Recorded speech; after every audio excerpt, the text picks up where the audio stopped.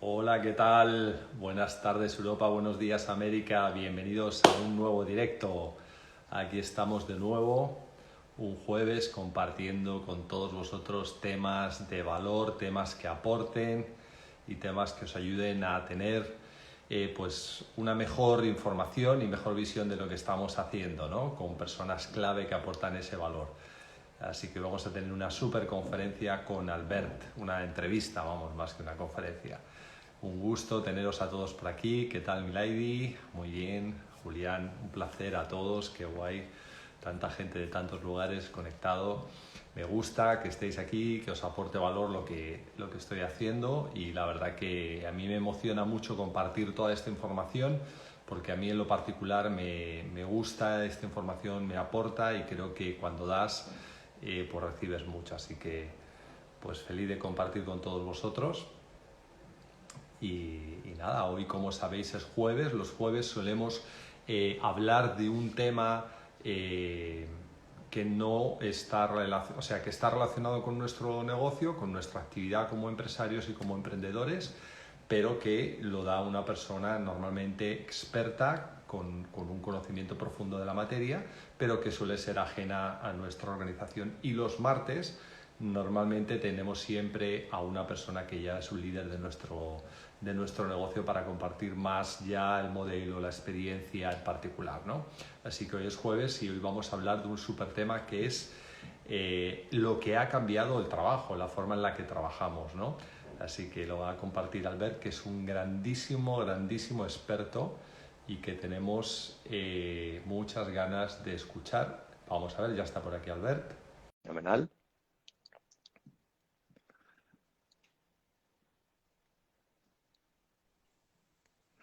¿Qué tal, querido? ¿Cómo estás? muy bien. ¿Se me escucha bien? Perfectamente. Buenas tardes. Ah, buenas tardes. Un gusto.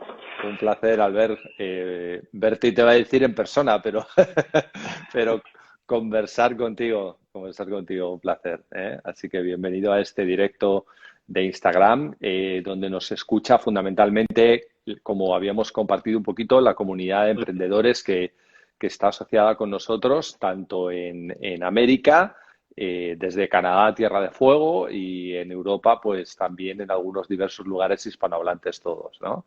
Así que siempre destinamos el jueves a hablar un poquito de temas que nos aporten valor y que nos ayuden a entender mejor lo que está pasando y cómo con esa información tener ventaja, ¿no? Y tener posibilidades de seguir creciendo, ¿no? Y Estupendo. me encantó cuando Elizabeth me habló de ti y la verdad que muchas gracias a Elizabeth por habernos conectado. Y bueno, pues como yo ya te dije, yo te seguía hace años, pero no había Sí, caído pues. cuando nos conectó Elizabeth, no había caído que eres tú, ¿no? Y es que os voy a decir, chicos, que muchos de vosotros me habéis visto en algunas conferencias cuando he hablado de economía colaborativa, siempre os refería a un vídeo que colocaba el enlace de YouTube ahí para que lo vierais y creo que lo tengo por aquí. A ver si me deja pegarlo. Sí, ahí está. Este vídeo que os estoy ahí poniendo, ese es el vídeo que yo durante más de un año a todo el mundo, cuando hablábamos de economía colaborativa, cuando la gente empezó a hablar de esto, del sharing economy, economía colaborativa, era pues la persona en español que mejor yo había encontrado que lo exponía. Así que ese vídeo, que lo voy a fijar un poquito para que lo tengáis ahí de referencia, ese vídeo, la verdad que es al día de hoy una de las lecciones magistrales de TED más interesantes de lo que es la economía colaborativa. Y fíjate lo que es el destino y la causalidad. Aquí estamos hablando. Cuando ayer me fijé, dije, Albert, pero hostia, esta cara ya la conozco bien, ¿no? Así que Sí, sí, bueno. han pasado algunos añitos desde el vídeo, pero bueno, muchas de las cosas que ahí se mencionan siguen siendo bastante válidas, que en este ámbito de la innovación es difícil escribir o hacer un vídeo o algo y que se mantenga a lo largo del tiempo. Así es, sí, sí, sí. Bueno, pues muy feliz, muy contento de que estés aquí, la verdad, y gracias por tu tiempo y gracias por compartir un poquito en este espacio algunos de los temas que plasmas en tu libro, que entiendo que acaba de salir y que es súper atractivo y que tiene, desde luego, una vigencia tremenda, que es cómo ha cambiado el trabajo, ¿no? Ujú.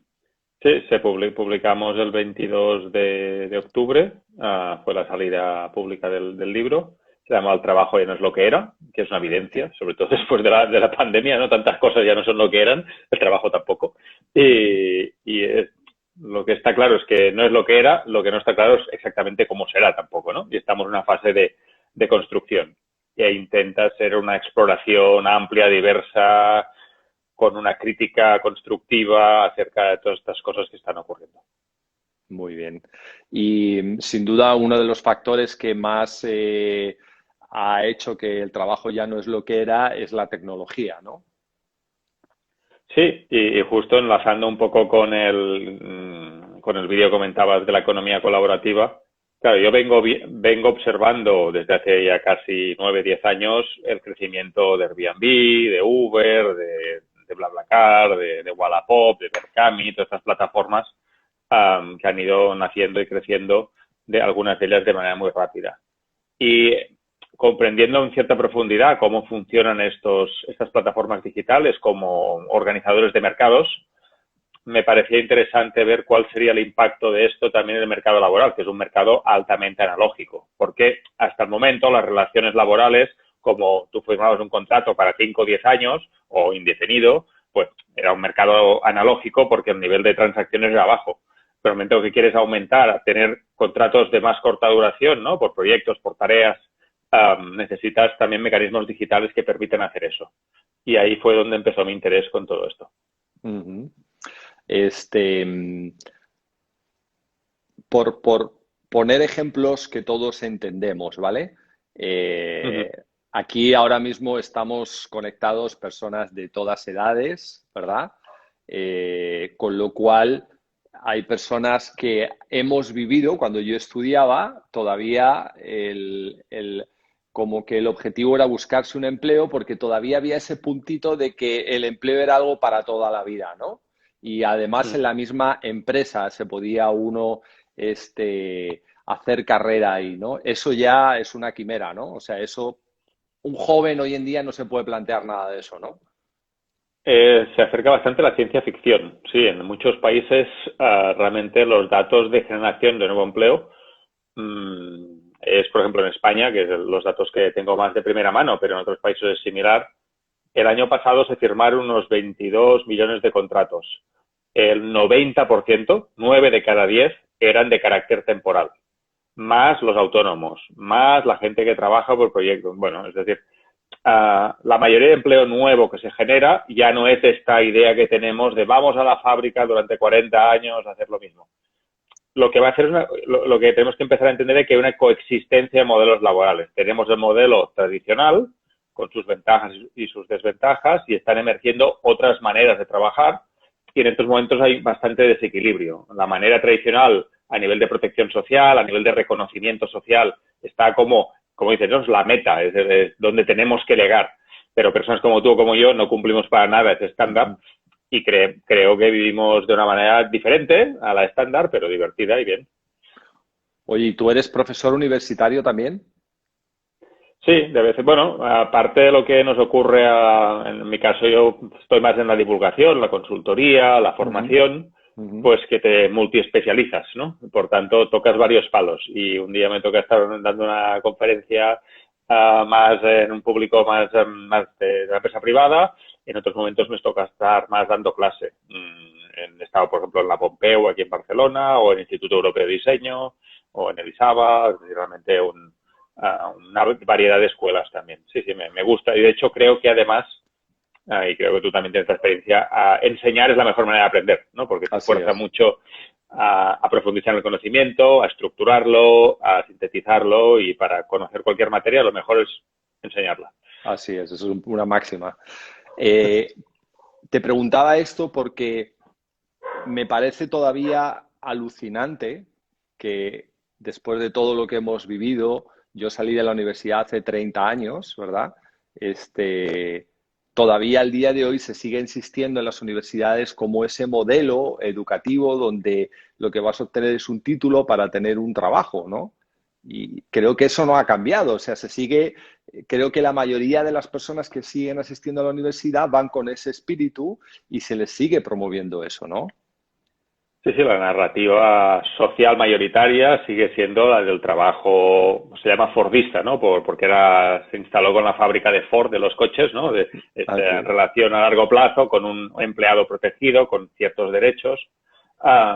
Y realmente la narrativa mayoritaria sigue siendo esa y, como dices, los planes de estudio están orientados hacia ese tipo de trabajo. Nadie te explica que puedes ser un autónomo o un emprendedor con múltiples fuentes de ingresos y organizar tu vida de otra manera.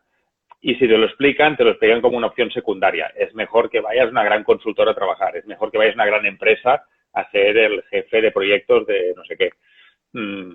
Cualquier otra opción parece secundaria y peor, ¿no? Y ese también es un problema. Correcto. Sin embargo, lo que está siendo peor, a mi parecer, a mi humilde parecer, es esa sensación de decir, oye, tengo una frustración o me siento totalmente engañado en mi vida porque el cuento que me han contado no me está dando ninguna seguridad, que a priori es el camino que yo buscaba, ¿no? Me está dando una incertidumbre, una desazón, estamos viendo el ERTE, estamos viendo cantidad de cosas. O sea, hoy en día un joven, ¿no? Que al final, pues la juventud es lo importante en una sociedad, no se puede planificar mínimamente una vida en 10, 20, 30 años en un futuro cierto de ningún tipo, ¿no? Tomando ese camino, quiero decir, tomando otro seguramente, pero tomando ese es absolutamente incertidumbre, ¿no? Sí, y además, sobre todo la gente joven en estos momentos, ha ido encadenando crisis. Es decir, los que ahora, ¿no? Es decir, los del 2008, los que salían, imagínate, de la universidad en 2008, que han intentado tener su primera carrera laboral durante esta década, ahora les viene esto, ¿no? Y estos primeros años son muy importantes. Sí, yo creo que hay que empezar a plantearse otras estrategias, tanto a título personal como a título colectivo. Yo soy muy pesado en no individualizar el problema de una persona individual. No, hay colectivos de gente y esa manera de trabajo en pequeños grupos tiene bastantes ventajas para mí. Pero sí, realmente el nivel de incertidumbre es muy elevado. Y de nuevo, esta manera de trabajar teniendo varias fuentes de ingresos, ¿no? Como hace una empresa que no pone todos los huevos en la misma cesta, sino que distribuye un poco, te hace también más resiliente, ¿no? Es decir, los emprendedores o los autónomos que ahora tenían una sola fuente de ingresos, uy, ha caído, o incluso un asalariado que ahora está en ERTE, pues su única fuente de ingresos ha desaparecido de golpe. En cambio, si en vez de tener un único ingreso de 2.000 euros al mes, por ejemplo, tenemos 4 fuentes de 500 euros más o menos, podemos fluctuar, ¿no? Como una empresa, pues que también no tiene solo un modelo de negocio, sino varios. Y en ese sentido, dentro de la incertidumbre, podemos buscar estrategias que nos den una cierta seguridad. Ok. Y la otra es que quizás alguna de esas fuentes debe estar ampliamente desarrollada o apoyada en tecnología o en una forma de hacerse online, ¿no? Ese es el gran descubrimiento a partir de marzo, ¿no?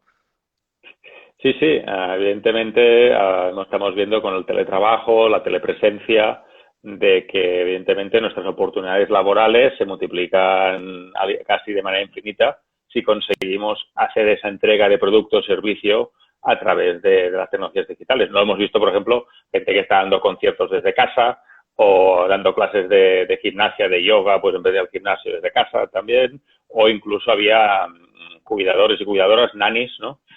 Que cuando en el confinamiento los padres tenían que estar trabajando durante la mañana, pues les ponían una pantalla con una cuidadora que les ayudaba a jugar a distancia también, ¿no? Bueno, y bueno, la innovación está por ahí, aprovechar las oportunidades en este tipo de situaciones.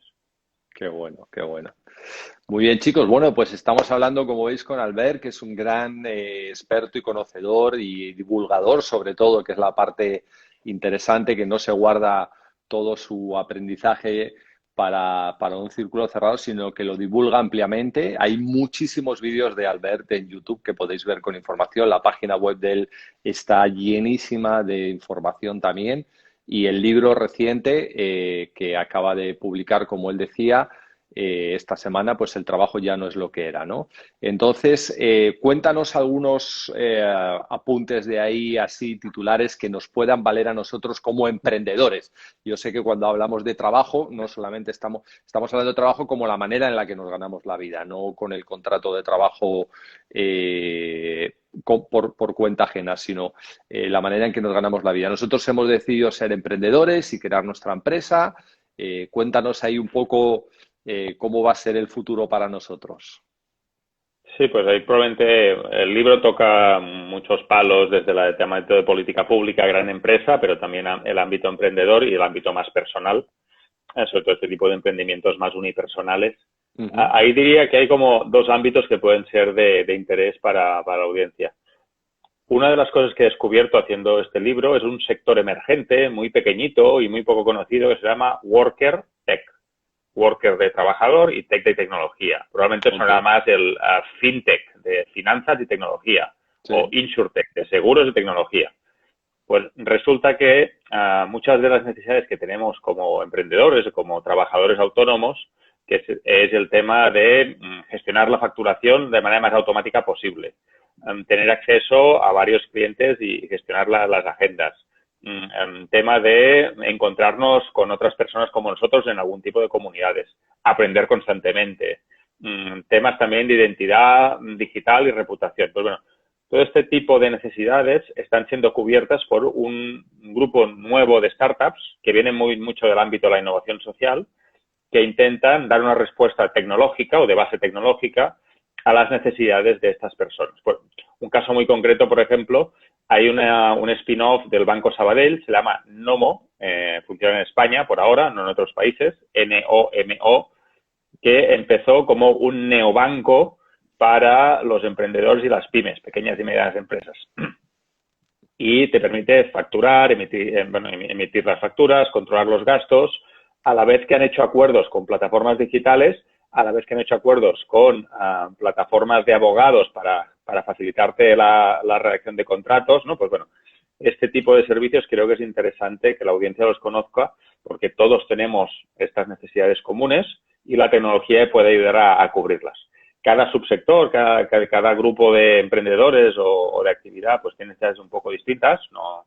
Pero yo creo que este es un ámbito que puede ser bastante interesante explorar. Yo digo, os animo a buscar esto de Worker Tech, Worker Tech. Es muy emergente, pero encontráis. Escribí un informe en 2019 con esto y hay un listado ahí también que puede ser interesante. Muy bien. Sí, y el segundo ámbito que también puede ser interesante es en la propia contratación de gente que ayude a vuestros proyectos. También pensar cómo estas plataformas digitales pueden facilitar que la gente se incorpore a vuestro emprendimiento de una manera no tradicional, que puede ser durante unos meses o para un proyecto, ¿no? Cada vez hay a través de plataformas de freelance o hay muchísimo y realmente mucha startup es un cliente bastante habitual de este tipo de plataformas. Fenomenal. Sí, verdaderamente hay cantidad de recursos hoy en día cuando te pones a buscar, sobre todo yo busco mucho en todo lo que está relacionado de alguna manera con el marketing digital. Entonces, eso hay cantidad de proveedores de recursos ahí que están ahí, ¿no? Y que están a disposición, algunos súper grandes, súper globalizados, ¿no? Por ejemplo, puedes encontrar, creo que se llama Fiverr, ahí donde hay todo tipo de proveedores de freelance que te proveen de todo tipo de servicios y que los contratas al peso, básicamente, y ahí están, ¿no?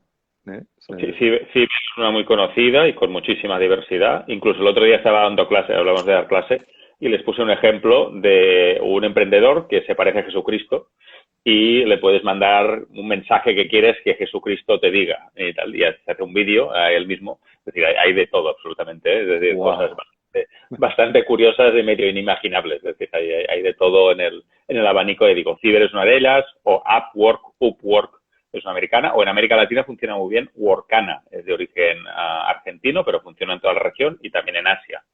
A nivel europeo, Malt, M-A-L-T, es otra plataforma también interesante. Ahí podéis tanto ofreceros vuestros servicios si queréis o contratar a otras personas para aquellas necesidades que tengáis, pues esto a nivel, por ejemplo, de comunicación o marketing. Qué bueno, qué bueno. ¿Hablas en algún momento hablas de trabajar estilo Hollywood o proyectos Hollywood? ¿Cómo es el Mm. término exactamente? Sí, esto es más de la jerga de las empresas, puede que un poco más grandes, pero creo que a los emprendedores también les puede interesar. Es decir, no sé si tú has tenido ocasión de estar en algún rodaje de una película, una serie, un anuncio o parte de la audiencia, pero sí que tenemos en el imaginario cómo funciona el rodaje, ¿no? Pues Juego de Tronos, podemos imaginar. O algo de duración más corta que no fueran tantos años, o una película. Ese equipo para producir ese proyecto, en este caso una película, no existía antes de la película y no existirá después. Existe solo durante el momento que se necesita para el proyecto. Te digo, pueden ser unos meses para una película o pueden ser unos años, como puede ser algo tipo Juego de Tronos. Y ahí lo que se hace es, hay un productor, una productora, un director, una directora, que es quien acaban poniendo la financiación y la dirección del proyecto. Y a partir de ahí se monta un equipo bajo demanda, ad hoc, con directores de fotografía, actores, maquilladores y maquilladoras, localizadores, especialistas de efectos especiales. Y bueno, eso se organiza como un equipo que cuando termina el rodaje, eso se desmonta. Pues bueno, esta mentalidad en el ámbito de la innovación de la empresa corporativa cada vez es más habitual porque las necesidades son tan cambiantes que intentar montar un equipo de larga duración con conocimiento súper concreto cada vez es más difícil. Por tanto, es tener esa cultura de ensamblaje. Lo otro es que en estos ámbitos el trabajador o la trabajadora no va absolutamente sola. Es decir, si tú contratas a un director de fotografía, probablemente vendrá con sus 3 o 4 ayudantes de confianza. O si contratas a un líder de maquillaje, te vendrá con su pequeño equipo. Por tanto, vuelvo a insistir que mucho de este trabajo autónomo es autónomo en pequeños colectivos de confianza, que se va repitiendo. ¿Nos ha entendido más o menos? Sí, sí, sí, perfectamente. Sí. Sí, sí. Bueno, yo creo que un ejemplo muy habitual en España lo tenemos en la construcción, en ese caso. Las cuadrillas, las subcontratas, está el project manager por un lado y luego está el promotor. En fin, hay todo un ecosistema ahí que si alguna vez estás relacionado con ese mundo lo conoces bien, que yo tuve esa oportunidad. Y lo vemos mucho, por ejemplo, en el fútbol también, ¿no? Cuando contratan a un entrenador nuevo, se trae a su segundo, se trae al masajista, o sea, se trae a su equipo, ¿no? Sí, pues este tipo de narrativas que no las tenemos integradas como en el trabajo, ¿no? Mentalmente seguimos pensando en la fábrica, en la escuela, en la universidad, en el funcionario. Cuando abres un poco el espectro, como estás haciendo, pues con las cuadrillas, no conozco al detalle cómo funciona el mundo de la construcción y me interesa mucho lo que has comentado, o te vas al mundo de la creatividad musical o artesanía, ¿no? O al sector visual. Ya funciona así. Por tanto, simplemente describir lo que está ocurriendo y ver cómo encaja. Y, como decías, en la universidad que alguien te contara eso y que te dijera, mira, vas a trabajar de esta manera. Es más probable que trabajes de esta manera que no que vayas a ser un consultor de Deloitte o de Pricewaterhouse. Uh-huh. Sí, sí, sí, sí, sí, sí. Que, por cierto, casi te diría que te arruinan la vida si llegas a ser consultor. Yo no sé. Comentarios aparte. Bueno, si tenéis, chicos, alguna duda que le queráis plantear a Albert, aquí con mucho gusto lo dejáis en las preguntas. Aquí tenemos una, vamos a ver, que nos están dejando. ¿Cómo nos anticipamos a un sistema de pensión o planificamos el retiro laboral a una avanzada edad? Uf. Sí. Como bien indica la pregunta, el trabajo es una pieza central de nuestra sociedad. Organizamos el sistema de protecciones sociales, ¿no? Tanto actuales como puede ser el desempleo, la sanidad o derechos a formación, y derechos futuros, como puede ser el tema de las pensiones. Y está todo muy diseñado para el empleo tradicional y pensado y mentalizado. Y ahora justo Escrivá, el ministro de la Seguridad Social aquí en España, el director de Seguridad Social, están hablando justo de renovar el sistema de pensiones y solo están pensando en los empleados, en tener una combinación de la pensión pública con una especie de pensión colectiva dentro de los colectivos de las propias empresas, ¿no? Ahí siguen con esta mentalidad y se les escapa completamente el radar esta realidad de trabajadores independientes, emprendedores. Por tanto, primero es poner dentro de los marcos de política pública que entiendan que no todo el mundo va a estar con un contrato tradicional, sino que va a haber mucha diversidad y que las pensiones también son necesarias para esas personas.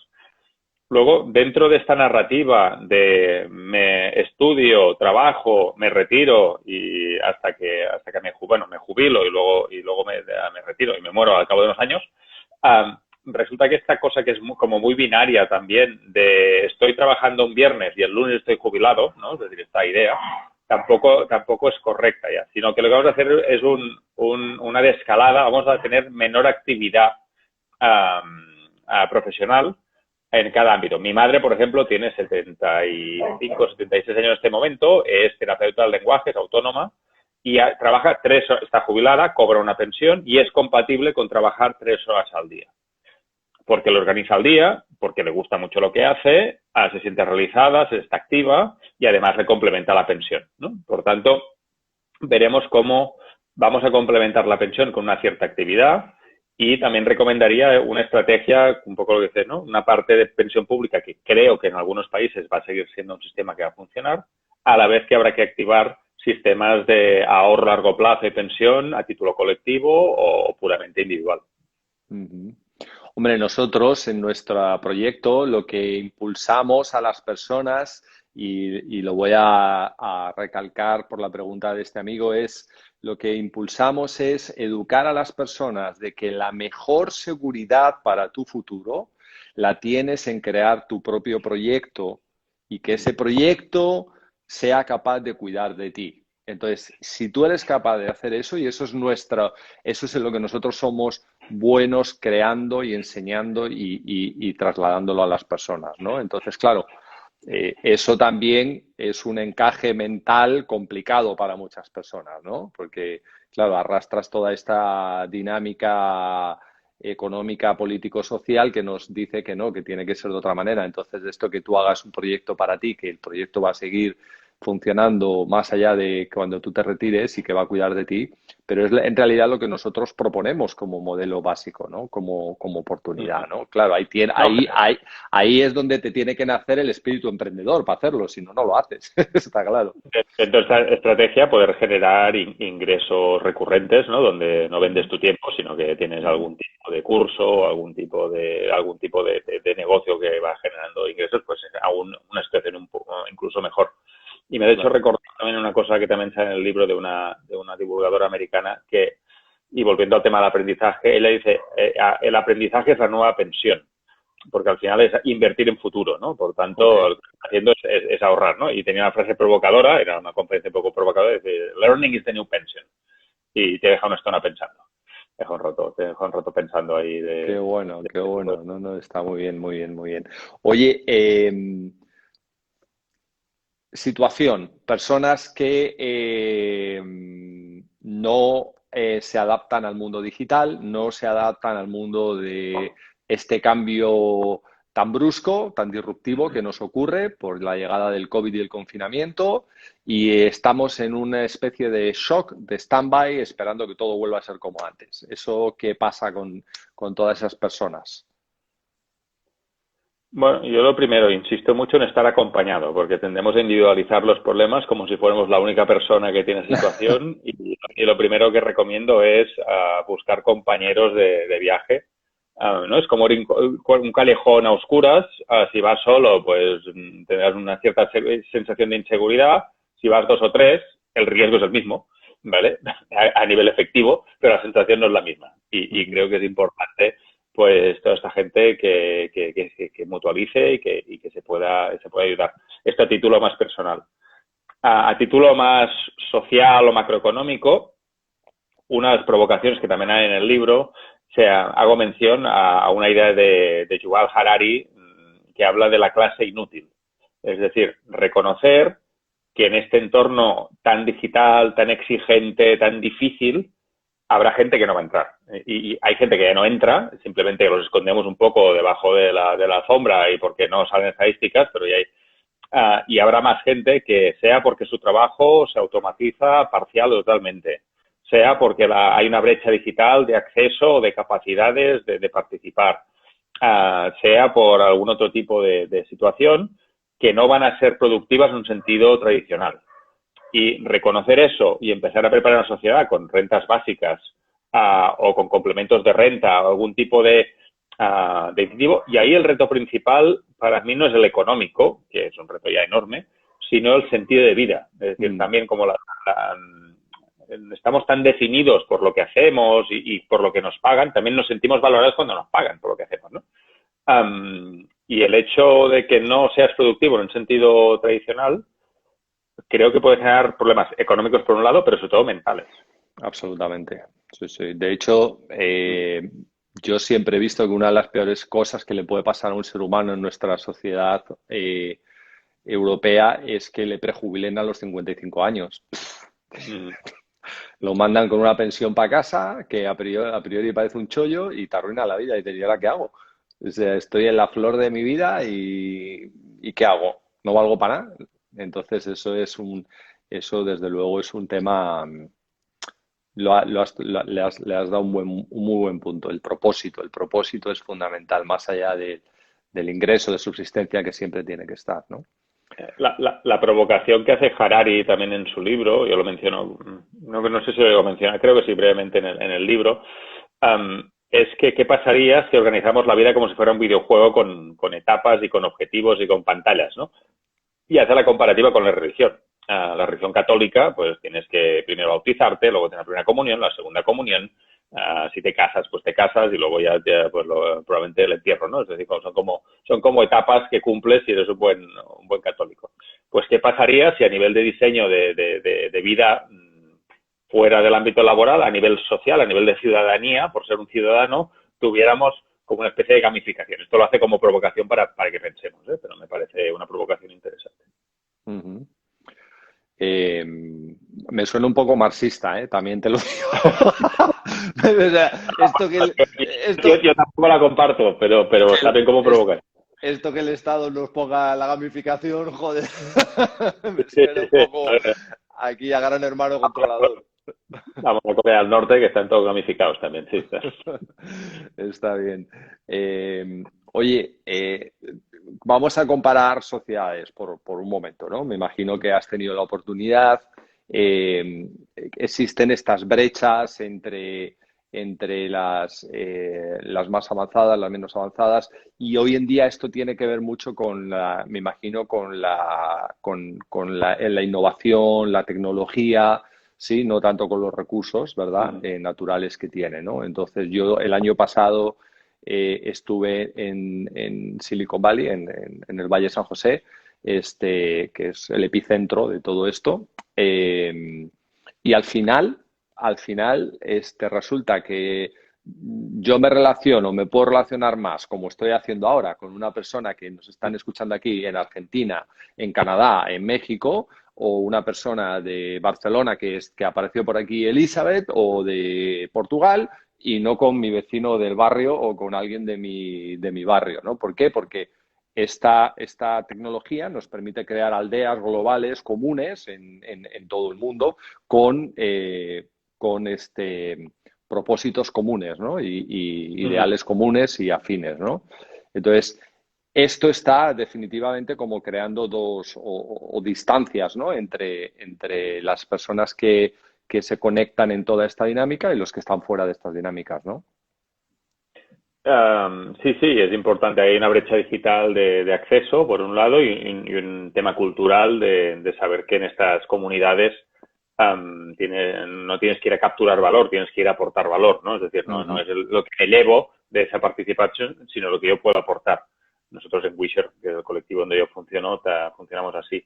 Mira, me has hecho pensar mientras explicabas esta observación. Hay una comunidad muy interesante de habla hispana, muy centrada en España, pero creo que también en América Latina hay actividad. Se llaman sinoficina.com y se define como el primer coworking virtual. Y hay un montón de emprendedores, trabajan en Slack, hay un montón de canales donde se ayudan, se resuelven dudas, ya en newsletter, lo lleva un chico que se llama Bosco Soler, que es un español. Han hecho un evento físico el año pasado porque no se había encontrado nunca, es gente que trabaja sin oficina, y ese sentimiento de, bueno, como emprendedor más medianamente aislado, necesito relacionarme con personas como yo, y ese colectivo, por ejemplo, es muy interesante al respecto, y es un tema de esto de estar trabajando durante la mañana y tener un canal de Slack donde poder llorar o dar la pataleta si algo no va bien. Qué bueno, qué bueno. Sí, sí, sí. La verdad que hay oportunidades para todo. Este, bueno, descríbenos eh, a- titular más del libro. Por ejemplo, este aparato a través del que estamos hablando es el gran rey, ¿no? De todo, ¿no? El teléfono, el smartphone se ha convertido en la grandísima herramienta, ¿no?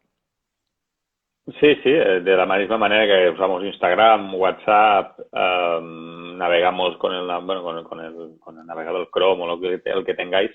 em, Cada vez para más gente el canal de entrada a sus oportunidades laborales va a ser a través del teléfono. También ya lo está haciendo, sobre todo, por ejemplo, en el sector del cuello azul, ¿no? Del servicio, de la restauración, de mozos de almacén, de logística.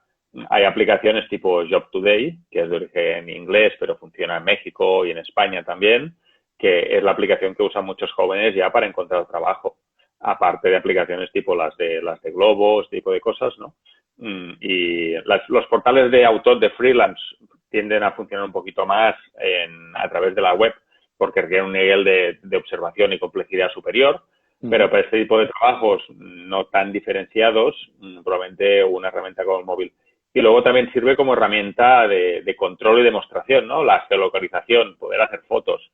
Muchas veces lo que antes hacía un supervisor lo está empezando a hacer una inteligencia artificial que tú alimentas con tus datos. Dice, mira, estoy donde tengo que estar porque el contrato dice que tengo que estar aquí. He hecho esta reparación, hago la foto y la mando. Los clientes opinan sobre mi trabajo, por tanto, la gestión que hacía este manager intermedio se está haciendo de manera automatizada con los algoritmos de la aplicación. Eso tiene cosas buenas y malas, ¿no? Cuando tu jefe se convierte en un algoritmo, pues bueno, si un día te encuentras mal por lo que sea, es muy difícil contarle. Simplemente la aplicación ve que no estás donde tienes que estar. Cuéntale que tu niño se ha encontrado mal y que no puedes ir a trabajar ese día, ¿no? Por tanto, estos algoritmos también tenemos que ir humanizándolos un poco. Pero sí, y todo esto llega a través del móvil, del 5G, la geolocalización, todo lo que se nos ocurra. Y ahí también hay un tema muy importante, que también trato en algún apartado del libro, que es la propiedad de los datos. Ok. Igual que hay esta ley europea de la protección de datos, el GDPR famoso, pues en el ámbito laboral generamos un montón de datos. ¿No? Facebook sabe un montón de cosas de nosotros. En el momento que nuestro trabajo se gestiona a través de plataformas digitales, esa plataforma o nuestro jefe sabe un montón de cosas de nosotros directamente y cosas que se imagina a partir de lo que has hecho, ¿no? Cosas que infiere. Nosotros como trabajadores, esos datos primero son nuestros y tenemos que saber para qué se usan y qué tipo de información aprenden acerca de nosotros, ¿no? Y todo ahí hay una batalla bastante fuerte en estos momentos acerca de esos datos, que es un ámbito que se habla muy poco, se habla más de si la gente que va en bicicleta son autónomos o son empleados, pero hay debates más profundos y más interesantes para mí. ¿Viste el documental de Netflix de la Sí, conspiración de sí, las redes sociales? sí, sí, el social dilemma, el dilema social, ¿no? Se El llama, dilema efectivamente. social, sí. Sí, sí. Te Pues pone a pensar, ¿no? imaginaos eso siendo vuestro jefe o vuestro empleador quien tiene ese nivel de control. Cuando estamos plataformizando el trabajo, bueno, mal usado, y está pasando ahora, lo decías, ¿no? Con el teletrabajo.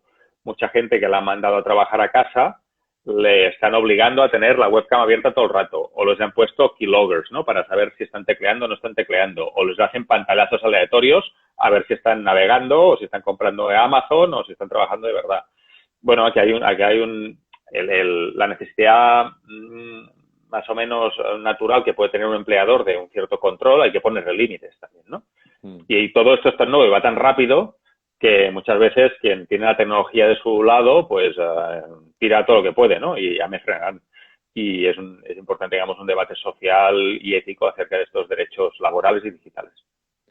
Pues ahí está, chicos, Albert dando una clave importantísima por la cual ser emprendedor, crear tu empresa y hacerte libre, porque es que, vamos, si al que te va a supervisar le ponen esta tecnología, me da a mí la intuición de que vas a ser más miserable que antes, ¿eh? Este, y yo creo, la intuición me dice que muchas empresas que han aprendido ahora que pueden ser igual de productivas o más productivas con el teletrabajo, me da a mí la impresión de que no van a querer volver a que sus empleados vuelvan a ocupar un espacio físico, ¿no? Por ejemplo, yo vivo habitualmente en Madrid y cerca de donde yo vivo hay un espacio muy chulo así de oficinas que lo ocupaba eBay y lo ocupaba la marca de eBay que se encarga de hacer la venta de entradas para conciertos y eventos. ¿Cuál? Starhub, creo que se llama. Starhub. Exacto, sí. Entonces ahí había pues unos cuantos empleados. Bueno, ya está totalmente desocupado y en alquiler el espacio, totalmente. Eso significa que esa empresa ya ha decidido que no van a volver allí, ¿no? Porque eBay evidentemente no ha quebrado por esto, ¿no? Entonces, me imagino que así habrá muchas empresas que hayan decidido que esto del teletrabajo, hablando de Deloitte, no voy a decir quién, pero tengo una grandísima amiga consultora allí y están, sabes que están en la torre, en las 4 torres de Madrid, están en una de ellas, 3.000 empleados que hay allí y no todos de Deloitte, obviamente, pero hay 3.000 empleados y creo que se estaban turnando una semana o 3 días de una semana iban 1.000 y luego así iban turnándose y están llevando a cabo su trabajo. Entonces, me parece a mí que ahí también va a haber este tipo de movimientos, ¿no? O sea, que hay muchos indicadores que no se va a volver atrás a una situación, por lo menos como la teníamos antes. Habrá otra forma, ¿no?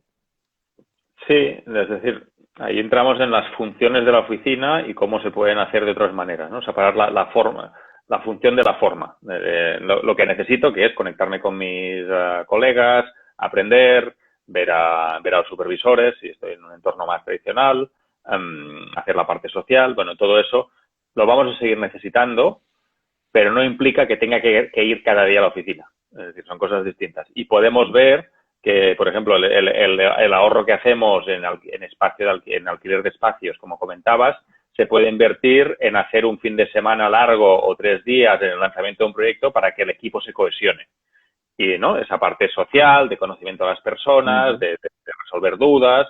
Pues imagínate un kick-off de un proyecto, 2 o 3 días en un ámbito pues rural, bien conectados, pero a la vez pues también bien conectados en lo personal, pero con buena wifi también para lo que haga falta.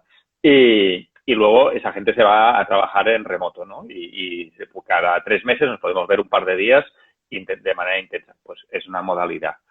Y como decías, esta modalidad híbrida de trabajar a distancia y trabajar a veces en la oficina, pues también yo también conozco varios casos. Lo que insistiría aquí es que no tiene por qué trabajar a distancia, no significa siempre trabajar en casa. Yo ahora estoy en casa, pero vengo del coworking, vengo de un espacio de trabajo compartido. Me cuesta bastante trabajar en casa y hace años que no tengo oficina, soy autónomo. Pero prefiero trabajar en bibliotecas, en bares, en restaurantes, en coworkings. Por tanto, creo que es importante también en este debate que tenemos que no pensemos que todo el mundo va a estar trabajando en casa, porque no hay el espacio adecuado. Habrá perros y niños, no tenemos el mobiliario. Hay un montón de cosas que no estamos preparados para trabajar desde casa. Pero hay otros espacios y, por ejemplo, dentro de lo que puede ser interesante es en el propio barrio donde vivimos, que haya, igual que hay bibliotecas, pues que haya espacios de coworking público o espacios de coworking privados chiquititos, ahora que además están quebrando algunos restaurantes, por tanto vamos a tener espacio disponible bien equipado, bien preparado para que la gente pueda trabajar desde ahí. Lo están haciendo los pubs en Inglaterra, están alojando a gente que no quiere trabajar en casa, y me dan un poco de cerveza mientras hacen los emails. Pero estamos en esta fase de experimentación. No sé cuál va a ser la foto finish, la foto final, si es que hay foto final, pero sí que solo pensar en la oficina, solo pensar en casa para mí es insuficiente. Hay que pensar en espacios intermedios. Porque una de las cosas que siempre escucho o creo entender en tu mensaje es que evidentemente la tecnología transforma todo, pero que el ser humano sigue siendo más importante que la tecnología, ¿no? Sí, tenemos que entender qué impactos tiene, buenos y malos, la inclusión de tecnología. Y lo otro también es, yo creo que empieza a haber una cierta crítica, incluso esta palabra inglesa de hace un par de años se llama techlash, que significa como un cierto rechazo a la tecnología. Fue como creo que es el Financial Times que hace la palabra del año, o el The Guardian, no me acuerdo, un diario inglés, y fue como la finalista. Quedó en segundo lugar como la palabra del año del 2018, techlash. Y entender esto, qué impactos buenos, tener una visión crítica sobre la incorporación de nuevas tecnologías y nuevas metodologías en nuestras vidas. Si nos vamos al extremo, seríamos los Amish, ¿no? Estos grupos americanos que no es que no adopten tecnología, sino que tardan mucho en adoptarla porque toman con mucha calma esto de ver qué impacto va a tener incorporar una lavadora, un televisor, un coche. No digo a ese nivel, yo creo que podemos ir un poquito más rápidos, pero sí ser un poco críticos en la incorporación de tecnología en nuestras vidas. Así es. Bueno, chicos, si tenéis alguna pregunta, que estamos entrando en la fase final de la entrevista, para Albert, alguna más, con todo gusto, los comentarios que estáis poniendo os agradecemos muchísimo y agradecemos que os estén ayudando y la verdad que está genial compartir con una persona como Albert y con la calidad de conocimiento que tiene. Amazon se ha convertido en una empresa que empieza a generar un poco de repelencia, ¿no? Es el techlash Sí, dentro de este concepto, sí, las Big Tech, ¿no? Las gafas y el Amazon, el GAFAM, ¿no? Que es Google, Apple, Facebook, Amazon y la M, no me acuerdo cuál era. Y sí, realmente pues genera un poco ese oligopolio, es decir, estamos viendo que también de manera muy natural las plataformas digitales tienden por el efecto de red que tienen, ¿no? De cuanta más gente participa en ese entorno, más valor se aporta al entorno, por tanto es una bola de nieve que crece muy rápido, se tiende a los oligopolios. Tanto a nivel de regulación europea como a nivel de regulación norteamericana se está empezando a debatir en serio de que ese poder es excesivo y hay abusos de poder ya demostrados. Ahora, por ejemplo, hablando de Amazon concretamente, se le ha abierto un expediente a nivel europeo porque está tomando los datos de sus clientes, de las empresas que venden a través de Amazon, ve qué productos se venden más, los copia, los vende con marca propia, ¿no? Claro. Está abusando de ese acceso a los datos que tiene. Y como tiene tanto poder y es como el portal de entrada, pues ahí tenemos un reto. Y de nuevo ahí entran los reguladores y entender qué impacto tiene la tecnología. Y sería como en América Latina o eBay, ¿eh? Es decir, es bastante comparable. Sí, sí. Yo hace como 3 años que me leí el libro de Amazon, no recuerdo el autor, pero bueno, era alguien que conocía a Bezos de primera mano y es uno de los libros más certeros sobre el proceso. Y ahí describía a él que en Estados Unidos hace 3 años ya se estaba utilizando un verbo que era el to be Amazon, que era cuando Amazon llegaba y te daba la extrema unción, ¿no? En todo tipo de pequeños negocios, pequeños locales, pequeños malls que hay allí, pues como Amazon estaba... Y claro, hace 3 años todavía nos parecía un poco lejano esa situación, pero sin duda alguna eso está ocurriendo ya en nuestro patio trasero, ¿no? Sí, lo estamos viendo ahora con la pandemia, ¿no? Como mucho del comercio se ha pasado a través de canales digitales, mucho de ello a través de Amazon. Por suerte, algunos vendedores y pequeñas empresas han creado portales que agregan sus tiendas también para que el consumidor pueda ir, pero tienen una vida bastante difícil frente a Amazon. Y es importante, como dices, como sociedad, queremos que en los barrios haya diversidad, sean espacios ricos donde poder ir a pasear y haya actividad comercial, social, cultural. Y eso no va a ocurrir si no ponemos algún tipo de traba, algún tipo de freno a que todo se canalice a través de estas grandes. De hecho, que creo que la ministra francesa hace pocos días también decía, no compréis en Amazon, id a la librería del barrio, porque si no nos vamos a quedar sin librerías.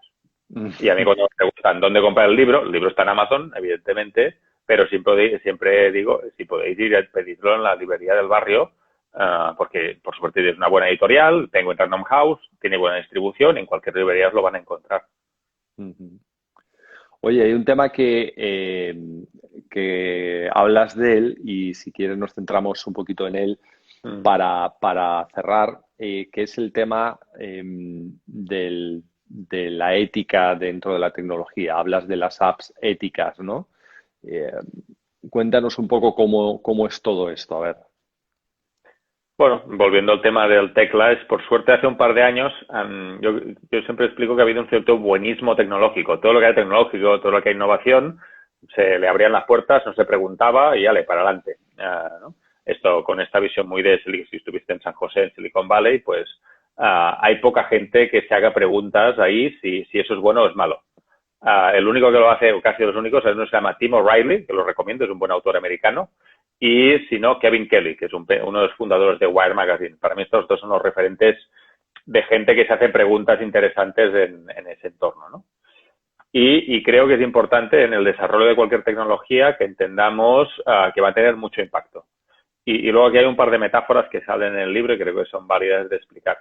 Una es de un filósofo francés que habla de no me acordaré, bueno, de un filósofo francés, se llama Paul Virilio, ahora me salía el nombre, que habla del concepto del accidente integral y lo ejemplifica diciendo, bueno, dice que cualquier tecnología cuando se inventa, exactamente al mismo momento que inventas esa tecnología, inventas el accidente derivado de esa tecnología. Y con un ejemplo se entiende mejor. Cuando alguien inventó el barco, a la vez inventó el hundimiento. Cuando alguien inventó el coche, inventó el accidente de coche. Cuando alguien inventó Amazon, inventó el accidente de Amazon. Y ser conscientes que cualquier cosa que inventemos va a generar accidentes, desplazamientos, gente que le va a ir mal por culpa de aquello que es nuestra buena idea, va a ser una mala idea para otra gente.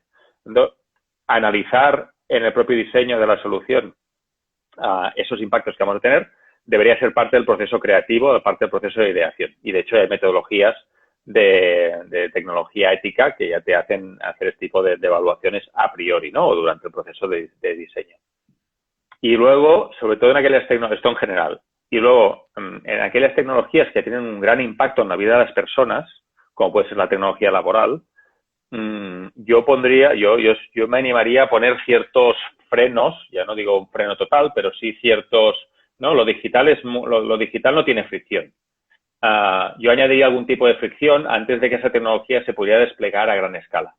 Y me explico, por ejemplo, con las vacunas, ¿no? Con la COVID. Hay varios proyectos de vacunas, no sé qué, pero todos escuchamos, ¿no? La fase 1, que se prueba con animales o con no sé qué. La fase 2, con menos o con humanos. La fase 3, con más humanos. ¿Qué aprendemos ahí? ¿Qué impacto tiene esa solución en las personas? Las tecnologías que tienen este impacto tan brutal en la vida de las personas, en la cosa médica, en el ámbito médico, las vacunas es obvio, pero hay otros ámbitos donde nos debemos plantear, por ese nivel de impacto que vamos a tener, qué tipo de precauciones previas deberíamos tomar también, ¿no? Bueno, hay bastante debate en este ámbito y creo que es importante que haya gente que explique estas cosas y yo me autopostulo en explicar estas cosas.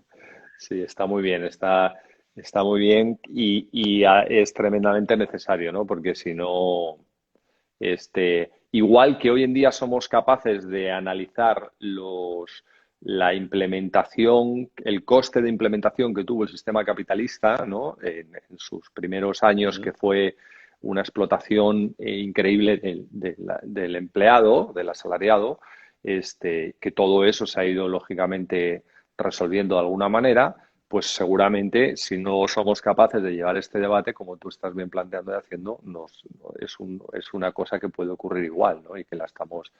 Yo una de las conclusiones que saqué, que estaba viendo con mi mujer el documental de Netflix, que se estaba quedando horrorizada, dije, bueno, a mí es que esto no me sorprende, yo ya lo sabía. Hombre, lo que pasa es que me lo están pintando de una manera más dramática, pero vamos, yo creo que a ninguno nos sorprende que cuando vas a buscar algo siempre te salga lo mismo, claro, dices, hostia, y esto es como lo saben, y que la conversación que estás teniendo por teléfono inmediatamente te aparecen referencias de lo que has hablado, y dices, hostia, pero bueno, es que eso es... pero claro, evidentemente eso, si se va de las manos, puede llegar a convertirse en ese gran hermano manipulador de nuestra vida, ¿no? Entonces, todo esto, bueno, pues está bien que hagamos esta reflexión y que se le ponga frenos, ¿no? O por lo menos que se le cuestione. Sí, y creo que yo soy optimista, si no puede ser innovador, creo que va bastante de la mano. Y soy optimista que podemos hacerlo y que se está llegando a un clima social con documentales como el que comentas y con ejemplos de mil maneras de abusos desde la tecnología, de posición dominante, ¿no? De abusos de poder, donde eso se está dando. Y digo, a nivel europeo, sobre todo las autoridades de competencia están actuando bastante a este nivel. y están dando, ¿no? O incluso la ley del GDPR que comentábamos antes, hubo mucha negociación y mucha pelea con las grandes tecnológicas también. Se van dando pasitos. Y veremos de aquí a unas décadas, no sé si vivos o ya no estaremos, nuestros hijos, lo que sean, que a ver, esta época de descontrol tecnológico se verá como un accidente temporal. Bueno, aquí no pusieron freno y pasan este tipo de cosas hasta que la gente se hizo consciente y hemos encontrado pues un encaje, todo tiene su encaje. Volvemos a lo del coche, ¿eh? Es decir, poder ir en coche está muy bien, pero necesitamos una línea separadora, un cinturón de seguridad, no hablar por el móvil, ¿no? Acordar unas reglas del juego, porque si no, pues sería un desastre. Aún así, la gente sigue hablando por el móvil, se pasa de velocidad y tal, pero al menos tenemos unas multas también, ¿no? Pues bueno, unas normas y unas multas, igual que hemos hecho con el coche, pues para ciertas cosas es importante que se vayan desarrollando. Y no tener miedo por poner este debate. Claro. Y en general tú eres positivo en el espíritu de la tecnología y del desarrollo de la sociedad con la tecnología. Sí, yo soy ingeniero de formación, tecnólogo, me encantan los cacharros, lo pruebo todo. A mí yo soy muy, muy digital y me encantan todas estas cosas. Pero intento hacer, a la vez que me encantan, intento hacerme este tipo de preguntas. Por ejemplo, ahora estaba pensándome en si comprar o no unas Oculus 2, que es una gafas de realidad virtual de Facebook, ¿verdad? Pero he estado mirando y resulta que se enlaza con tu cuenta de Facebook, que además tiene que ser una cuenta real, si no te bloquean las gafas, si ven que es una cuenta falsa, y a partir de los datos biométricos que consiguen de tus movimientos, pues también te identifican más y tal, y eso me ha echado para atrás. En estos momentos, hasta que no puedes vincular esas gafas de la monitorización de Facebook, no me las voy a comprar. Qué increíble, O por es. ejemplo, yo no tengo ninguna Alexa ni ninguna cosa de estas por casa, me da un poco de miedo que estén escuchando. También viene con la edad, ¿eh? Esto en el libro también lo pongo, que cuando naces, esto viene del autor de una novela de ciencia ficción que se llama El autoestopista intergaláctico, es una cosa de los años también a 80, bastante curiosa, y él define, ¿no?, de que cuando nacemos, todo aquello que la tecnología que existe y las maneras de hacer nos parece lo más normal del mundo y nos adaptamos y desarrollamos ese entorno. Hasta nuestros 30 y largos años podemos ir más o menos haciendo un catch-up, adaptándonos a las nuevas cosas que van saliendo, ¿no? Ha salido el móvil, ha salido esto, ha salido lo otro. Y desarrollar nuestra capacidad, nuestro entorno profesional ahí. A partir de cierta edad, poner los 40, yo tengo 43 ahora, hay cosas que nos parecen empezar innecesarias, absurdas, ¿no? Esto también viene con la edad. Yo empiezo a estar en la fase de no entiendo esto de los comandos de voz, no entiendo esto de no sé qué, ¿no? Así que... Sí. Qué bueno, qué bueno. Oye, pues te voy a pasar luego por WhatsApp un audio que es de mi padre, ¿ok? Que se llama La trayectoria del asalariado. Qué bien. Pues ¿Vale? encantado de escucharla. Y es un audio que si él hubiera grabado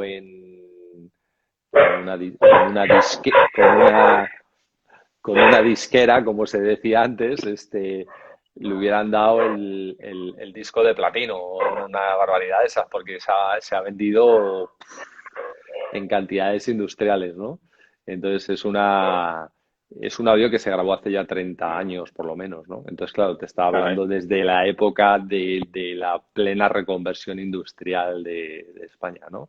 Pero era como ya un decreto de lo que estaba ocurriendo, ¿no? Y que viene al pelo de lo que estamos hablando ahora, cómo este tema sigue siendo tan actual como ya se planteaba, ¿no?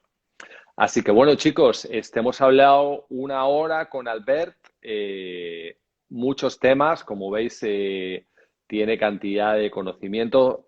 Os recomiendo el libro ampliamente, por supuesto, a todos. Creo que es ahí está, el trabajo no es lo que era. Creo que es nuestra necesidad estar informados de todo lo que nos va a ayudar a entender mejor el presente y el futuro para poder tomar las mejores estrategias, ¿no? Nosotros hemos decidido tomar el camino de emprender y crear nuestro negocio para salirnos del sistema y crear nuestro propio sistema. Y bueno, pues hay que estar con mucha información para entender cómo es esto. Preguntan aquí cómo se llama. Es el trabajo ya no es lo que era. Así es. Eso mismo. Asómalo un poquito, asómalo un poquito. Eh. El trabajo ya no es lo que era. ¿Ok? Y no se ve del derecho o del revés, pero Se ve del revés en Instagram, se ve del revés, pero bueno. Pero ahí está. Oye, Albert, pues nada, no sé si te quieres despedir de la audiencia con algo en particular. no, simplemente, bueno, que nos ha tocado vivir tiempos inciertos, que estamos en un momento de transición entre un paradigma laboral y de vida que va lentamente decayendo, pero que sigue siendo mayoritario, y está emergiendo, y vosotros ya estáis en esta nueva ola, ¿no? Con esta decisión que habéis tomado de ser emprendedores, de otras maneras de componer el libro, ¿no? De trabajar y vivir. Por tanto, animaros a seguir en esta ola y sobre todo, insisto mucho en lo de estar acompañados. Buscad compañeros y compañeras de viaje, que es mucho más divertido. Claro, eso es uno de los propósitos de estas lives de Instagram, de conectarnos a todos en comunidad y que la gente vibre con personas que vibren. Tú sabes cómo te voy a compartir y te voy a dejar que utilices el término que yo uso para eso. Le llamo perros verdes. Perros verdes. Y te voy a explicar. Tú tenías un perrito. ¿Qué perrito es? Es un pointer, sí, está dando vueltas por aquí, está un poco inquieta hoy. Ok, imagínate que sales a la calle al ver y ves un perro verde. ¿Qué haces? Bueno, me sorprendo para empezar. Correcto, te vas a sorprender y te voy a decir lo siguiente que vas a hacer. Vas a sacar tu móvil, una foto y la vas a subir a Instagram. ¿Ok? Sí, ¿Por probablemente. qué? Porque un perro verde es la coña verlo, ¿no? Entonces, y le vas a etiquetar un hashtag que va a poner perros verdes. ¿Ok? Ahora, ¿por qué es algo raro? Un perro verde es algo raro, ¿estás de acuerdo? Es algo único, Mm. raro. Ahora, ¿qué ocurre un perro verde si tú le llevas al parque donde hay otros perritos? Bueno, se tira compañía, ya no es el raro, ya forma parte de una manada, de una Los tribu. perritos mueven todos el rabito, ¿sí o no? ¿Sí? Y entonces te alegras de ver a otros perritos como tú. Pues nosotros somos todos perros verdes. Hemos decidido hacer otra cosa y llegamos aquí a este lugar de Instagram y nos damos cuenta que hay más perritos verdes como nosotros, que estamos todos aquí. Así que ese es el tema. Porque claro, cuando tú tratas de explicar esto fuera en un entorno que no es este y de decirle a la gente que está ¿Verdad? contigo cada día de que vas a emprender y vas a crear tu negocio y tal, y bueno, tú estás chalado, ¿sí? Sí, Entonces esa es sí. la sensación que yo denomino de perro verde. Pero bueno, es Bueno, una anécdota ahí. no conocía, agradezco la terminología y también la voy a usar algún día, así que se agradece. Ok. Oye, querido, muchas gracias. Estoy muy encantado de haber podido hablar contigo. La verdad que Igualmente. no pensaba yo hace 3 o 4 años cuando vi ese vídeo que íbamos a acabar aquí. Y sin duda yo sé que cuando se pueda nos conoceremos en persona y nos daremos un abrazo. Ha sido muy, muy grato para mí tu conversación y A mí gracias también. por todo el valor que has aportado. No, y gracias Elizabeth por conectarnos, como hemos dicho al principio. También hay que, los conectores y las conectoras, Sí. hay que agradecerles mucho también. Así es, aquí estamos por Elizabeth. Gracias, Elizabeth. Y chicos, dejo el vídeo colgado en IGTV para que lo podáis repasar. Todos los temas que se han hablado, ahí los podéis repasar. Lo podéis compartir con personas que crean que son esta información buena para ellos. Lo subiré mañana al canal de YouTube de Miguel Aguado y también lo podéis compartir. Y al final, cuanto más divulguemos esta información, más personas entienden qué hacer con su presente y con su futuro. Así que muchas gracias a todos, chicos, y nos vemos próximamente. Gracias, Albert. Gracias, Miguel. Un gusto. Chao, chao. Hasta ahora.